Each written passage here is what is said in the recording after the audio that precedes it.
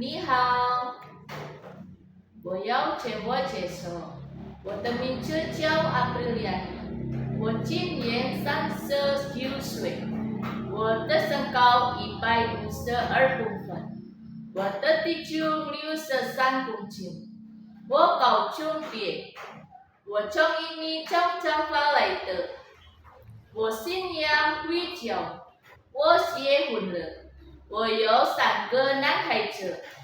第一13岁，第二7岁，第三10岁。我的老公是农夫，我有3个兄弟姐妹，我有1个哥哥跟1个姐姐。我排行第3。我以前工作在雅加达3年，2021到2022年，照顾阿公73岁，阿公半翻墙。没有生病，我只是常买菜煮菜跟打扫房子。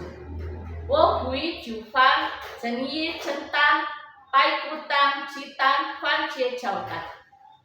我爸告我不吃猪肉，但是我会煮猪肉给老板吃。我要去台湾工作，因为我要赚钱给我的家人跟我自己。